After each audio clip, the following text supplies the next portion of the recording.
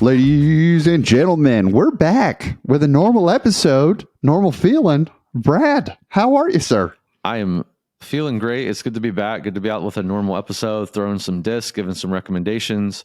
If you are watching video, I just realized how zoomed in my head is. You're welcome.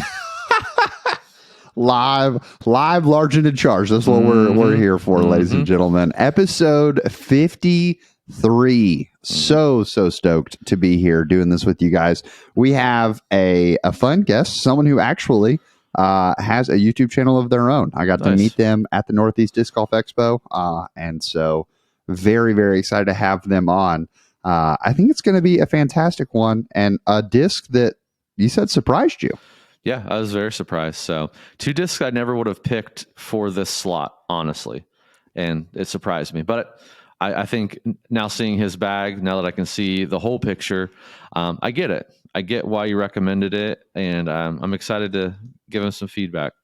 Come on. Well, we want to, before we dive into bringing in our guests, we want to thank, as always, our presenting sponsor, Flippy Disc Golf, some of the best disc golf apparel out there, and honestly, just apparel out there. I think, especially as we've been moving down the line, and I've been working with Aaron more and more, just trying to prep, even as the Robbie C brand is landing inside of the Flippy era. Like, it's not just disc golf true apparel, it's just comfortable apparel, which is awesome. And there is a way to directly support In the Bag and what we're doing here with the In the Bag section. We have In the Bag shirts, hoodies, all of that. So you're definitely going to want to go check it out. And I don't know about you, Brad. I still like I think it's nice where y'all are at, because you still can wear hoodies regularly. Yeah, I have a sweatshirt on right now. Yeah, honestly, 2 of my favorite clothing items, sponsored, not sponsored, whatever. I love my In the Bag t-shirt, by the way. It's just very comfortable. Oh yeah. It's not the athletic material like the one Robbie's wearing right now, but it's just a more t-shirt, but still comfortable, breathable. And then, we're still in that hoodie weather. I mean, it was like 80 degrees 2 weeks ago, and today it's like 55 degrees. So still in a little bit of hoodie and sweatshirt weather for maybe another week or 2. Come on. Well, y'all be sure head over to Flippy Disc Golf and make sure you check out the In the Bag section. There's a creator section. You can support so many of your favorite creators. Atlas, you can support In the Bag, Swanky, and soon Robbie C. So definitely check it out. And with all that said, you ready to bring in Dan? Let's do it. All righty. Welcome to the podcast. Dan, how are you doing today, sir? I'm doing fantastic. Dude, happy to have you here, man. Had the pleasure of meeting Dan at honestly, the first time we met was at Maple Hill. Foot of snow. Lovely conditions. It was something special. So, no, Dan, I love the bunny ears, man. It was a fun surprise that I was not ready for. All right, talking about my chair. Oh, okay. Now it makes sense. From here, yeah. Okay, so for the people who are watching, Dan's got this gaming chair, and it looks like it was like $85 on eBay, and I was like, pink, whatever. It's got a vibrating like lumbar support and a footrest, but nice. It kind of broke a little bit, but for $85, I couldn't complain. Dude, that is, oh man, Yeah, from over here, Dan, it looks like bunny ears. Robbie even mentioned it, and I was just like, that's. I thought it was like a whole costume piece and everything like that. Like he was like, I was looking for a costume because it's May 4th, but all I have is my Dark Saber nightlight. But I have a Kylo Ren helmet. Just could not find that. I think for the sake of our audio, I think the audience is both saddened and grateful for the lack of the Kylo Ren. So, Dan, super, super grateful to have you on here, man. We want to dive in, get to know you and your bag without the bunny ears, and know that maybe one day that could even add some distance if you're looking for a struggle, or if you're struggling. Honestly, either way, I don't know how throwing bunny ears would work. So, Dan, how long have you been playing disc golf? Since July of 2020, right in that pandemic. Okay. Awesome. So coming up on that 3-year mark, very wonderful. If we step up to a hole and we're saying like, all right, open field, blank distance away, that's how far away the hole is that I feel like I can attack it accurately. What would you say is your backhand distance, and what is your forehand distance? So like I said on the Matt show, 420 is like my golf line. So like if I have anything like 400, I'm confident. Anything over that, it's like, well, I can get there if it's going to be accurate. I don't know. And then like 350 for the forehand. But like, that flex line is not very trustworthy with wind. So Okay. like 330 Hyzer. Okay. Awesome. So you're going overstable flexes for like the max distance kind of vibe for forehand? Like a Zeus, like a little bit of flex, but not like chop forehand. Yeah. And I think the Zeus is one of those, like, even watching Ezra throw it, I feel like it's not as stable as people think it is. So like, even if you come in flat, you kind of like, it'll naturally turn. So that makes a ton of sense. So that's distance. Now we put you on the putting green, Dan. And we say we got 10 putts from 15 feet, 10 from 25, and 10 from 40. How many are you making at each station? From 15, I should be making like 8 or 9. What are the other distances? Just 30? 25 and 40. 25, it's probably like 6 or 7, especially in a tournament. And then 40, honestly, probably like 4 out of 10. Like, because there's no pressure for 45 footers, so you kind of just like do muscle memory, and they go in somewhat more often than 30 footers for me in tournaments. That's fair. Are you a stepper, a jumper, or are you at 40 45? Are you still holding strong to like whatever you got? Oh, that Brody Smith, Chris Dickerson stepper that changed a lot. It was like a cheat code. Yeah, so that's okay. So that's you and Hunter, especially living in that, like, give me the 35, 38 footer all day over the 32 footer. 32 footer, I'm sweating. Yeah. I got my rangefinder out. I'm like, it says 11 yards, guys. It's up to you. I'm not going to mark it just to be safe. I'm not going to mark it. I'll be on the back of my sheet of paper. That's awesome. Okay, so our last question, Dan, to get to know you as a player then is, what would you say is the biggest strength of your game? It's not even like disc golf related. I grew up playing golf since I was 5, and I played golf and soccer through college. So just having like the competitor's mindset of like how to dissect a course. Like because when I came into the game, I taught myself it was just a Hyzer forehands and then a Hyzer backhand. So eliminate half of the course.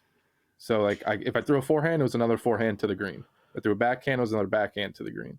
But now that I have flex shots and been practicing in off seasons, I have like a lot more to the game. So like everything keeps getting unlocked, and that's like that addictive rabbit hole that I'm in. So now I'm like, okay, I can do anything, but should I do anything? Or should I just stick to the Hyzer game and make it simple? So, that's mental. That is, I love that, actually. I want to say you're our first guest to say that as like a strength. I could be because 90% of the answers putting. Yeah, but putting is or that's approach. Putting or approaches, because it's like I don't throw that far, and that makes sense. I was just talking with a possible student the other day. We were kind of having like a feel it out if I'm going to be a good coach for you or not, and I told them that, like, while I think that there's if I'm going to work on one thing in your game immediately, we got to get putting like to a point of competency, but I would immediately jump back to approaches and whatnot, because at a certain range, approaches can be tee shots. And then also, if you're really good at approaches, you don't have to putt. So, I've never even, I guess, really thought about, because I feel like, is it top golf? That's when they're starting to like push and pull shots, and you put a hook on it, stuff like that, they're right? hitting like off the toe of the driver, so they take like extra spin, or even off the toe of the putter. I'm not there. Those guys are very fun to talk to, though. Yeah. Okay. So, but yeah, I mean, even just thinking, like golf ball, that's, I've got 2 friends that play golf every Saturday, and they're like, you should come join us one day, Robbie. And I'm like, I'm pretty confident I'm just going to go out with a 7-iron and a putter and like just, that's it. take my disc golf advice that I try to give people and see if I can make the jump the other way and how painful it is. So we shall see. Well, Dan, we've got your bag in front of us. And what I like is that you have a variety of manufacturers in there. So Except one. If you're not going to be sponsored, throw the best shot or the best disc possible for you in that slot. So I love that. Looking at your bag, you have 6 distance drivers in the bag. And so let's talk through those a little bit. I want to talk first about your Hades being off on its own, it looks like. What's the Hades do for you? So I think I've had every run of Hades since that was like the first disc that came out in 2020. And as a Hyzer player, I was like, this goes so far. And it doesn't seem domey, but it does have like 6 glide. So it really just went so far. But these new little Z Hades or whatever, they kind of are like a little bit flatter. So they have way more flip in the high speed flip. So this thing could be a roller or max distance for me. And that's usually what I use it for. Okay. So moving over to, I'm going to jump to the other side of the spectrum. Brad, I have not actually thrown a Venom. I have seen the Venom thrown several times. I know Brad's got more experience with the Venom than I do, but I have thrown a Pepper. So how did those two compare? So Nico on his website, because he got dropped, has a lot of Clash discs for like 60 to 70% off. So I bought a ton of them. And this is the Proto Pepper. So it's bored flat and has an almost tilt wing. And it goes nowhere. So it is that very scramble flex forehand panning tomahawk. Like, it is a utility disc through and through. I do not throw this more than once a round. Only if you're in trouble. The Venom, this replaced my forces. I thought the Venom was going to be way more beefy than it was. Because in a windy day, it's not, and like thrown on Annie, it can start flipping on me. Okay. But I thought, because the way, it's an AB disc, so I thought it was going to be ridiculously overstable. But it's actually, like, it feels like a force. The PDJ specs are like force-like. And I made like the little video comparing it, but it's going to be so much easier to find these nice domey Venoms. And I really like it, honestly.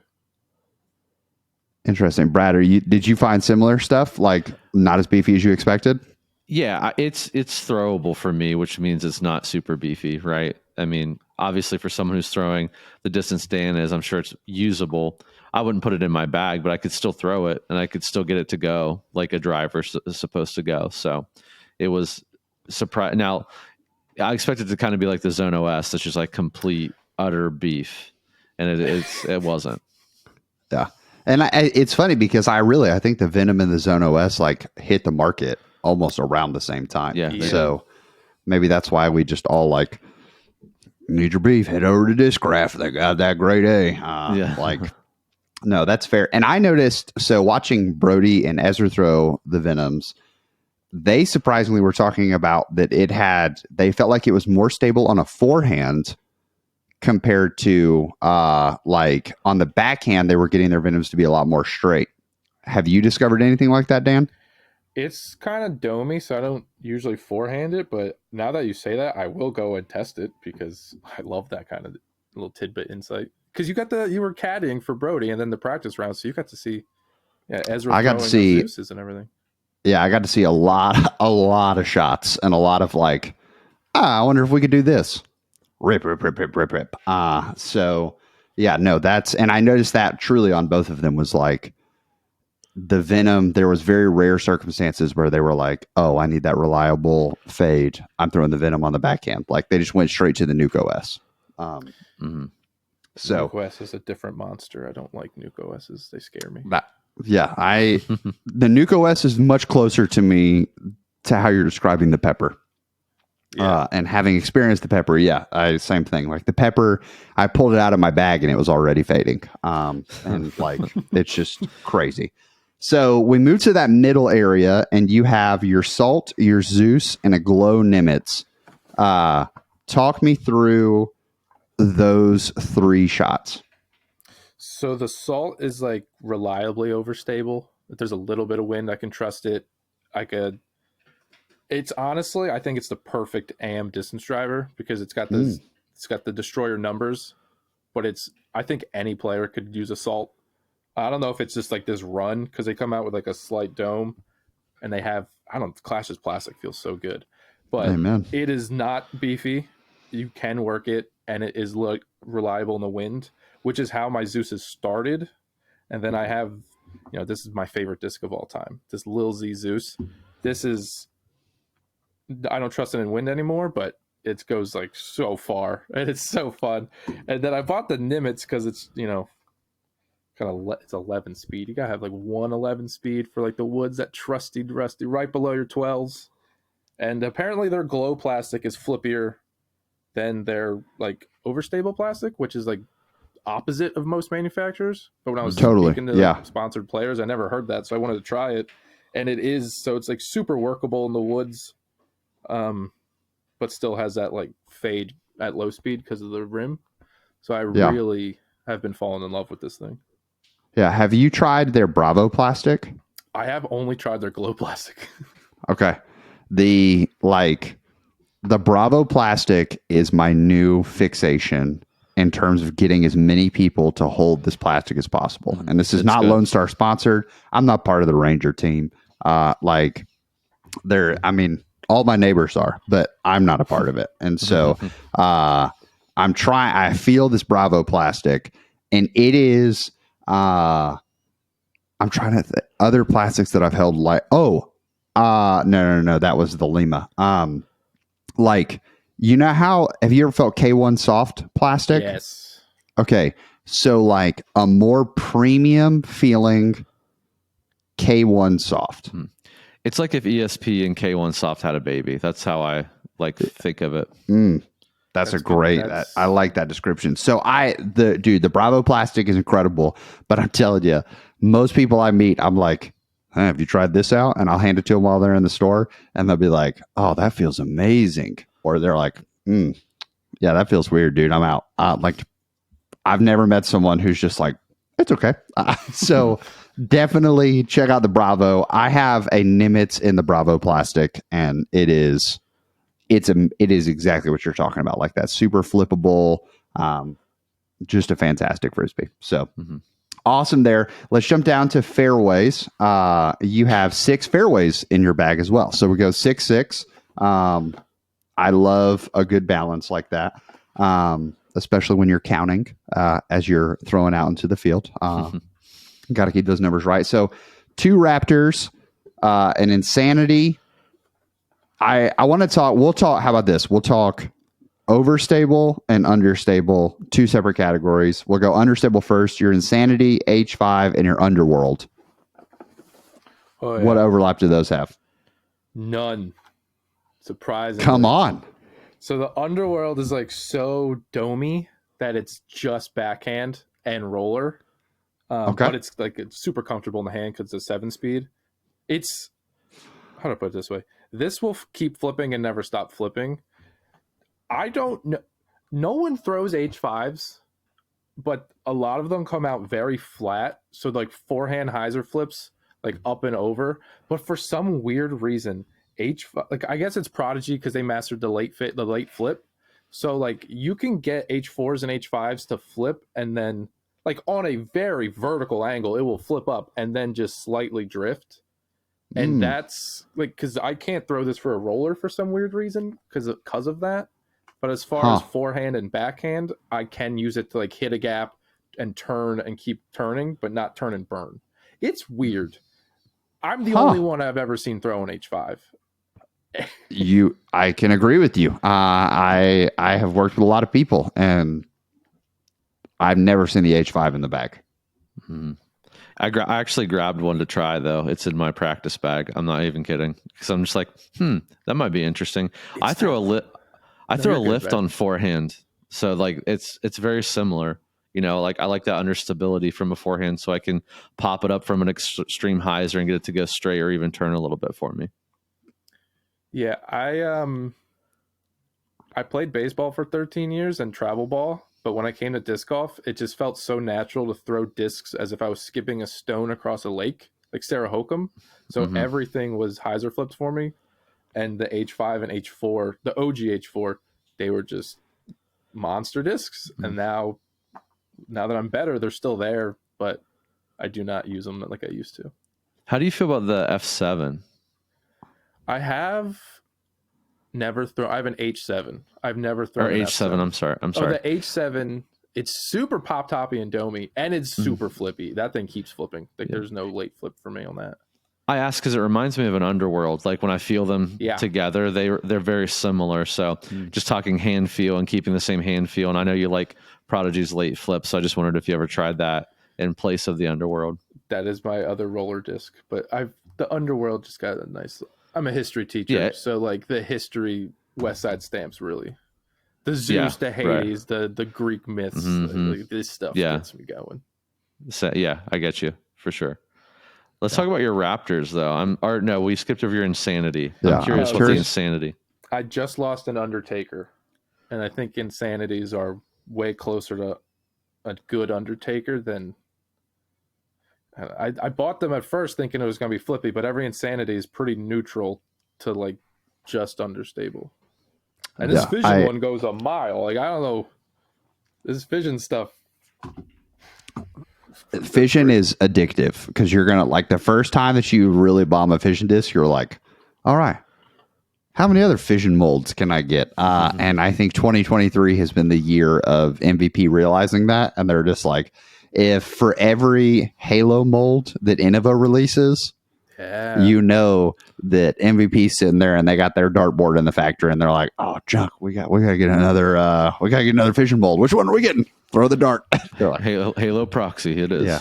Or sorry, fission proxy. Fission proxies. Next, we're getting fission deflectors. It'll be great. Wow. So no, the Insanity. I can point to one specific video that I think is the reason why most people think the Insanity is flippier than it actually is. So I love that you're comparing it to the Undertaker because it's been a minute since I've thrown both an Undertaker and an Insanity. And I've always like kind of pushed that I think the Undertaker is one of Discraft's best molds in terms of no one has duplicated it. But James Conrad joins MVP. He does a practice round. He's playing that, and that's still not the video. It is the first skins that James Conrad was on when he joined MVP. He's stepping up to this downhill hole, and he's like, hey, do you guys want to see me throw a roller? And they're like, oh, yeah, what roller are you going to throw? And he's like, this is my roller disc. Boom. And he pulls out this like already beat up Insanity. And he throws it, and then everyone's like, the Insanity's a roller. No, it is not. So that's fascinating. Okay, so I want to satisfy Brad's a Raptor guy. Raptorious all day. Talk to us about the Raptors. I can't say more good things about the Raptor because like when I first got into disc golf, I never saw any Discmania, and then now that I've seen an FD3, I was like, is this where they got the Raptor from? Because I throw the FD3 now because I got that cool European stamped one. And I love it. And then I looked at the wing and like they got the same little lip, the same little depth. But like the 9403 is so much more usable for people that don't have chopped forehands. So like a little bit of Annie, a little bit of Hyzer, flat. The Raptor does whatever you want. And then even backhand, like this Corey Ellis one, shout out Corey Ellis. This stamp is crazy. These are the most like perfect run. They're not board flat. They got a slight dome. I've been using this every single round, like for the majority of my throws. But last year they came up with a lot of bottom stamp ESP ones that came out like really domey, and they're like 9502 discs. They also go a mile. They're super workable, but they like fight out of wind. Like I don't know why this disc is so like now this one flips for me. And it's not even that beat in, but it's like that bottom stamp from last year. I've been trying to buy as many as I can because they're just irreplaceable. And I don't know, they're just super comfortable. They have reliable overstability.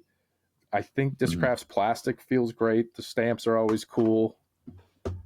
Oh, the etching on the inside for like that was like I love Discraft etching for forehands. Even the Vulture, like the Vulture's like tooling is the most aggressive tooling ever. And most people I feel hate it, but like when I put my fingers on that thing, I got so much like trust that I know it ain't slipping out. Yeah, like, I can't say that's probably my favorite disc, my most used disc. Mm-hmm. Yeah, I mean, I'm the biggest Vulture fan on the planet. Probably, I love the Vulture, and I'm the same with you. Pretty much every disc that I forehand minus the lift is usually Discraft because I like resting my. I do a power grip, so I like resting my finger on the inside of that aggressive like etching. It just gives me a nice like turn point. So, and I like using my Raptor. I've not found a disc that I like doing a thumber with more than a Raptor, just because of just the reliability. And the more and more I beat my Vulture in, the more and more I'm like, yeah, I probably need to get a new one in the bag. I'm like, maybe I'll go back to the Raptor because I do miss it. I'm a fan of it. I'm like you, like I don't throw as far as you, but it's still very usable in a lot of different shots for me.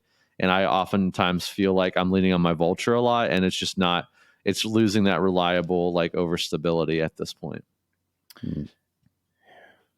Now you talk about the etching on a forehand. Do either of you throw with the etching on backhands as well? Nope, or do you avoid it like a plague? I get it out of the way. Don't want it. I don't really notice it as much on the back. I don't avoid it, but I don't unless it's rainy. I don't think I look for it. Yeah, no. I for some reason like I once I got used to it, I hunt it on all things. Like I have a Z Sting in the bag, and that like there's so much flashing on the letters of my Z Sting, but I love it. Like it feels like I'm grabbing hold of like a rock climbing like yeah. So okay, so you have a unique disc in your bag. That the only other person that I think I know who like has talked about this disc a lot, at least recently, is Mr. Anthony Bonanza. You got Strike in your bag, Marvel Strike. Yeah, so I'm sponsored by Birdie Disc Golf. He's a local Delaware guy, and it's like the numbers are 7502, but I would say it's closer to like a TL. Like it is a very point and shoot fairway driver. Like I don't know how to describe it because I've had 3 or 4 now, and like this one's in Jacob Cordis, like Cupcake. This is Glow, and I think Innova makes the plastic. I'm not sure. Yeah, but like it should be more overstable, but it's just dead straight. It's just I actually threw it on a roller like 400 feet for a video, and it just held and just kept going into a headwind because I tried to emulate Jacob because he rips the stamp off discs. So it's a very good disc. It's super neutral, but like I don't know how to describe it. It's a great 7-speed. Yeah. So for your bag, if you're looking like we'll say 350 to 370, and you're wanting to go straight with a little fade at the end, sounds like you're leaning more on maybe that ESP Raptor than you would be the Strike. Yeah, the Raptor is. I guess the only time I would use the Strike I live in Wilmington, so I play Iron Hill, and Iron Hill's super woodsy, and I need to push something as straight as possible for 350 feet with no fade. That's when the Strike would come out. But like anytime I could throw a Raptor, I'm going to throw the Raptor. Okay. Yeah. So where lots of people, I think it's especially when you start like seeing, I think a lot of people will fear the Raptor on backhands for that, like straight with a fade, because they're so used to it just being this utility disc of like big skips, big flares, stuff like that. So, especially the ESP, I think that makes a lot of sense. So awesome. Well, let's jump into the mids. You don't seem like a mid-range guy. I'm a putter guy. The mid-ranges are kind of more of like a formality. But I do love the Berry. That I didn't. It just is so straight. It's like a deeper, more domey. It knocked the buzz and the hex out of my bag. Okay, I think it goes. Fantastic disc.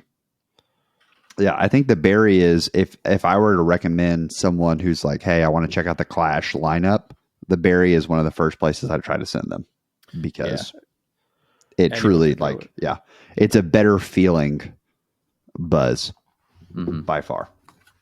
Okay, so then you've got an M4 in the bag. What stage of wear and tear is your M4 in? Super flippy? What's Brand it new. doing? Oh baby, come on. This again, it's like ESP Flex, like this new Prodigy stuff. And then it was Isaac Robinson. And I was like, oh, he popped off at Champions Cup. I bought it on Friday. He won on Sunday, and I don't know. It's actually the closest thing I can get to a neutral putter that's a mid, because it does not flip over, but it really will hold any line the entire time. And Okay. it's super gummy and comfortable. But yeah, no fade on this bad boy at all. Yeah. The M4 is one of the first discs that when I got into the game and I was trying to learn Hyzer, like when I got in the game for a long time, I didn't touch anything. But when I was really trying to like dial in my game and really start taking things seriously, the M4 is a disc that it was one of the first Hyzer flip discs I could find. And I was in love with that thing. Now, another disc that you have that's a unique one. So you got the Strike is unique. You bag a pine. Yeah. Brad, Very have new. y'all ever even sold pines? Like, No, I looked at it. I'm like, what is a pine? I had no clue. Yeah. So big story on this one, if you don't mind. My last name is Pinho, which is Portuguese, if anyone knows, like Jose Mourinho, the coach. So no one can ever pronounce it. But it's the name is Di Pinho, so family of pine. So my last name directly translates to pine. So I felt like I needed to get it in the bag. And then Chris Villa is the team captain for Westside, and he's a local. I just made the putting video with him, and he was selling pines. So I got it, and it says like 5402, but this thing is like a Malta without a bead. So I guess a Rock 3 without a bead. I don't throw in Rock X3? Yeah. Rock X3 without a bead. So it's a beadless, overstable mid that is pretty beefy, like a headwind, big flex shots. That's really all it comes out for. But it's my last name, so I'm obligated to throw it. No. If there was a Jones, I'd throw it. I'll be honest. Hey, manufacturers, be on alert because also there's a lot of people last name Jones. So I think there's a bigger market for Joneses than there are Pinos. I will say that. Yes. So 15 of us. Proven. But I think the reason the pine gets overshadowed is because the verdict exists inside of the trilogy lineup. And I know that's a comparison a lot of people will make in terms of like that straight to overstable finish. But Westside, absolutely. I mean, Westside molds get overlooked a lot anyways. But the pine, super, super clutch. When I had a trilogy bag, the pine was my because for some reason at the time they were only making verdicts in like the Lucid X and like Chameleon and all that. So every verdict was just like stupid overstable, which wasn't what we wanted. So I'm with you. I've got a couple pines downstairs that phenomenal discs. So I love that. So if you're a putter guy, let's dive into putters because putters are also what we tried for this episode. So you consider the zone a putter or a mid, or is it your hybrid? I'll call it whatever anyone wants me to call it. I call it baby because I love it. The zone, I think, might be the best disc ever invented because you can get them in Jawbreaker, and they're not zones anymore. They're just further envies, essentially. Yep, that's the truth. But then the Get Freaky, they're super gummy, super comfortable, always got the reliable finish. Yeah, I think I own 6. Like I got this from you, Brad, when you guys were doing this sweet drop. I was like, yeah. Heck yeah, dude, UV. And then like now it turned purple. I was like, wow, this is the coolest thing I've ever seen in my life. I wish every disc had UV. Yeah, for sure. I just think they're really great. So I want the tempo from MVP though when that comes out because it feels exactly like a zone. And maybe gyro will make it more overstable at the end. I don't know, but I'm looking forward to that. But until then, zones. Okay. I respect that. So what's the Chally OS do for you that the Envy doesn't? So the Chally OS is my putting putter because Chris Dickerson told me it was the closest thing Discraft has to a PA3 on Facebook. And I went, you know what, Chris, you would know better than anyone. Sold. So I've been putting with him for about 4 months now. And Okay. like, I don't know, they don't seem very overstable, like inside the circle, but like 50 feet, I had to change. I don't step them anymore because they don't float straight. They do have a finish. But I'm trying to beat this Jawbreaker one in to be that floaty guy. But when you throw them, they are beefy discs. Like no one, again, I've never seen anyone have a Challenger OS or a Challenger. I've seen a couple Challenger SSs, so I really wanted to try them. I don't know. They're comfortable. They've got a low profile, overstable finish. They're not a PA3. There's no PA3 substitutes out there. That's for sure. Is it beaded? Yes. Mm-hmm. Yeah, little guy. That's what I threw before I threw Envies. When I had an all Discraft bag, I threw Challenger OSs for that Envy slot. Yeah. Okay. So then you've got Envies and your popcorn. So talk to me the difference in those flights. So I bought Overstable Envies because I wanted that overstable putter, and they are overstable, but they're not beefy. So headwind approach shots that, like any approach shot that you are scared you might turn over, I stick this on a Hyzer, I throw it, and I know it's going to fade. But it's not going to be like a zone dump. It's going to be a glide and a fade. And then I got like a base plastic Envy, but they keep beating in too fast. But those base plastic Envies are so dead straight laser beams that go like, I don't know, I'm throwing putters anywhere between 300 and 330, like in an open field. And I just love watching them go dead straight and just, yeah, I don't know. There's something about a dead straight putter that there's no like replication for it. And that's like why it's my favorite thing to throw. So when I got this popcorn from Nicolo Castro, shout out the 500-foot ace or whatever box. I've never seen a premium plastic popcorn, but when I throw it, it is borderline like understable, but not really. Like I don't know how to describe it. It is the most neutral disc I've ever seen, and it goes further than any other putter I've thrown. And I tested all of them: the Marvel, the Envies, the Luna. It went further than everything on multiple throws. So that's in the bag. It's so straight so far. I gotcha. So when we talked off air, it like, and when you look at the graph, for those of you not in there, something you talked about like a weakness or like a part of your bag that you're like, hey, I feel like I'm missing this, is that putter that can have some turn to it. I love the example you said of like watching Simon throw hexes and proxies, like that just have that drift the whole time without burning over. And that's a tough shot to find. And especially in putters, it seems like that should be really simple to find with a slower disc. Maybe a faster disc that can struggle, but like slower discs. So what we did is I had Brad try some different options. I don't think any of the discs I sent were very mainstream to current culture. Heck yeah. So Brad, what did we try? All right, we tried the Blue Bonnet from Lone Star, and then we also tried the Bullet from Mint. So, yes, shout out Texas today. That's what I didn't even think about that. That's fair. Texas coming in strong. So, but also I'm trying to think. Mint is gyro made, I think. Mm-hmm. Yep. Okay. They're made by MVP. So, okay. So you took these two discs out there. What was your initial, like hand feel? I know that's super big, and you described it well. Who won in the hand feel? Definitely the Bullet. That was not even a contest. Like, it has a very similar profile to an Envy, so it was really comfortable. Maybe not quite as deep. And then the Blue Bonnet just has like this pretty aggressive like shelf. You can kind of see it.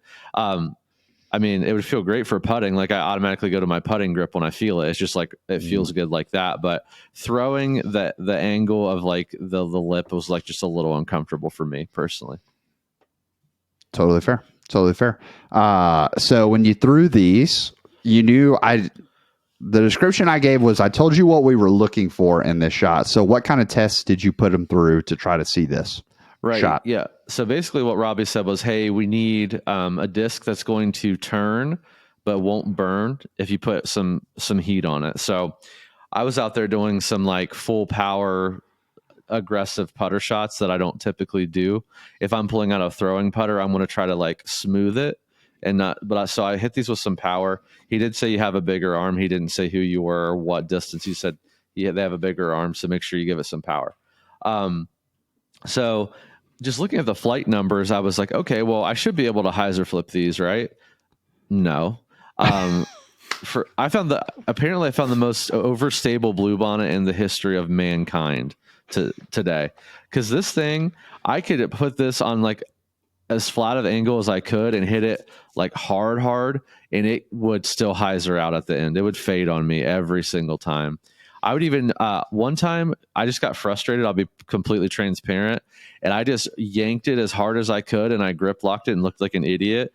And it like tried to burn over, and it like did a flex line and faded back. And I was like, "Are you actually kidding me right now?"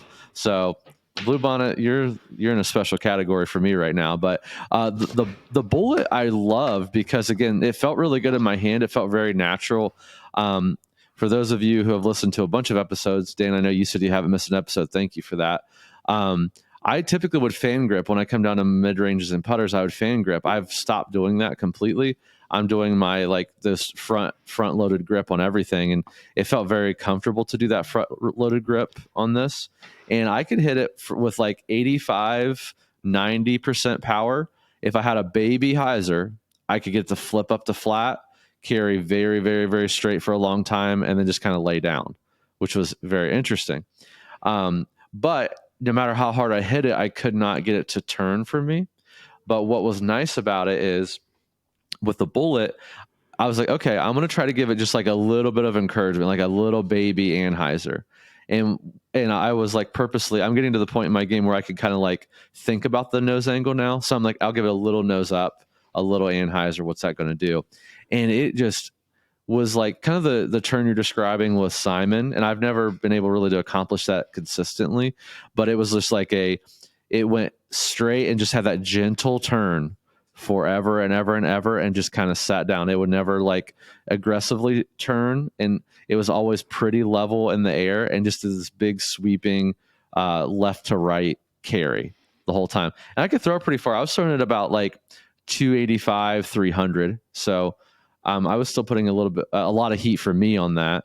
For someone like you can probably back off on your power, have more control, and be able to shape this really nicely left to right. So the bullet was really kind of fun to throw. It reminded me of like, it's funny because you said beat and envy. You love beat and envies are great. Like I will look in our U section anytime I see one. I'm like, yep, that's mine, because someone did all the hard work for me. But like this is new off the shelf. The bullet flew a lot like a beat and envy. And that's why I was like, oh, this is interesting. And what's nice about this, it's like not beat in. So a little bit of beat in, and this is going to give you a very easy turning disc, I think. Yeah. And so you got one in their baseline plastic, right? Yes. Yeah. And they have, and again, they have premium. So that's a whole nother option for you as well. Yeah. That's perfect. So Dan, have you experienced the Bluebonnet or the bullet before? Never felt them, never seen them. Awesome. Okay. Awesome. So it sounds like the recommendation is going to be the bullet. Yeah. And yeah, just clarifying, there's nothing wrong with the Bluebonnet. I would just not choose it for, I mean, Jason has switched to the Bluebonnet for putters recently, and he's just draining them all day.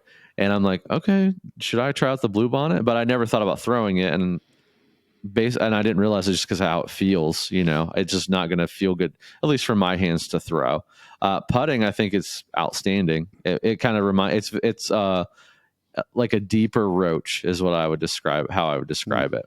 Like if if the roach was twice as deep, it kind of feels like that. But yeah, the bullet's definitely a recommendation. I love that it's available in multiple plastics. To my knowledge, the Bluebonnet is only available in their V1 and V2 plastic. I don't think it's available in a premium plastic yet. either. So that, I like the thought process of having multiple discs and different plastics that you like, or different stages of beat in. So the bullet also gives you that option. And again, Blue Bonnet, nothing against you. Maybe I found the most overstable one on the planet, very likely, but bullet's the win for the day for me. I love it. I love it. So Dan, if we put this bullet in the mail, making sure to put notes on it that, hey, be warned, mailman, there is a bullet in this mail. Right. No way that goes poorly. No. So if we're we put nukes on customs forms, so it's okay. if we put this bullet in the mail, Dan, would you be willing to come back on and let us know how it flies for you? I would love to. Dude, Oh yeah, that's awesome. Awesome. Well, Dan, thank you for coming with or without bunny ears. We enjoyed having you on the show, man. Seriously, such a pleasure. And may the 4th be with you. We'll look forward to having you on a future episode. Thanks for having me, guys. I had a lot of fun. This was awesome. Yeah. And before we officially sign you off, I want to make sure we give you the chance, because I know, Dan, you do run a disc golf YouTube channel. So I do. Shameless plug time. Fire away. My channel is Disc Golfology. I travel around. This is Ivy Hill, right where Brad is in Lynchburg. I went down and played the Flex Start, and it was a lot of fun. I like just traveling and doing the study of disc golf. So if you like weird content that is a little bit different, come on over. We'd love to have you. Awesome. Well, we appreciate you, Dan. Thanks for coming on, and hope you enjoy the disc. I will. Yeah. See ya. Guys, it is I want to lead in with closing this conversation out with Dan. I'm not sure if it'll make it in the actual cut or whatnot, but we got to meet Dan. Like I said, Northeast Disc Golf Expo. We're playing Maple Hill, and there are 5 or 6 of us out walking around, and Dan approaches us, starts chatting, and I think that it can feel. For some people, it's oh, they're just YouTubers. Okay, cool. The wall of intrigue is broken down, so y'all approach and all that. Mm-hmm. And then there are a bunch of other people that are super terrified to approach. I don't want to catch them at the wrong time. I don't want to step on what they're doing. I don't want to disrupt them. Please do, because we love it. That is, y'all are the reason that we do what we do. You are the reason that we get to create this content. So truly, please come approach us, because it leads to future friendship possibility. It leads to future opportunity for just a bunch of different stuff. So Dan, you the man. You are the man.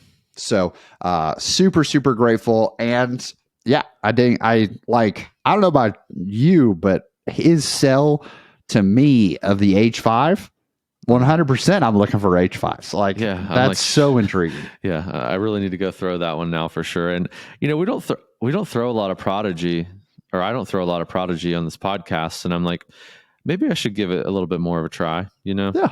So maybe we should look into that next episode, Robbie. Hey, yeah, next episode, whoever comes on, just be ready. You're getting Prodigy recommended for sure. So that'll be a fantastic time. But one of the ways that we can be able to recommend discs is thankfully due to foundationdisc.com. And so, Brad, what's new in the warehouse? So it's funny, this week in the warehouse is a little slow, comparatively speaking, to the last couple. It's just been insane. Everything is coming in, and we've got discs all over to be inventoried shelves. They're all over the intake. They're all over the packing station. They're all over in boxes on the floor. It's been a little nuts. This week, not so much. We do have some cool stuff. We do have a Innova restock. I know people have been waiting for that for a minute, but we've got all the main, your go-to molds, your race, your destroyers. Got some sweet bottom stamp destroyers, by the way. Those are really cool. So make sure you check those out. Finally have some chargers back in stock. Have some its back in stock. The champion it, which I feels just crazy good. So the it, Robbie, is always in the back of my mind for but I'm I can't betray my jackalope, right? I know. So I feel I can't do that. But they feel so good. They're just a great disc. So check those out. We're gonna have some Castoplast coming back up, more Bergs back in stock for you. Berganites is what I'm calling you all. Hey, it's like Gorgonites, but a little less fun. Thank you for getting that reference. I did a Small Soldiers reference the other day, and it made me feel very old. when I did it around Connor and Trevor and Hunter. So thank you for understanding that reference. But yeah, Berg's in stock. We got Falc's in stock. I mean, pretty much everything is going to be back in stock for Castoplast. The CD1 from Discmania came out this week. We do have a few of those left, so make sure you check those out. Those look very intriguing as well. And also make sure you're checking out the FD1 and the MD1. So all the ones. All the ones, all baby. the ones. And we did restock some S-Line FDs, DD3s as well, and PDs. So make sure you check those out. Yeah. The S-Line FD is my farthest flying disc in my bag. See, I was going to make the sell for the S-Line DD3 of like, dude, like I've thrown that several times, and I literally lost one of my S-Line DD3s because it went farther than I anticipated and got into water that I was like, there's no way I'm going to reach that. Yeah. Wham. Yeah. It's that S-Line is something else. So make sure you're checking those out. And we got some other stuff in the warehouse that's particular to Robbie that we will talk about next week. It's going to be coming soon. Definitely want to check it out. It's exciting because, guys, whether it's S-Line, whether it's bottom stamped, at the end of the day, if it's good, you keep it in your bag, on your bag, around your bag. We'll see y'all next week.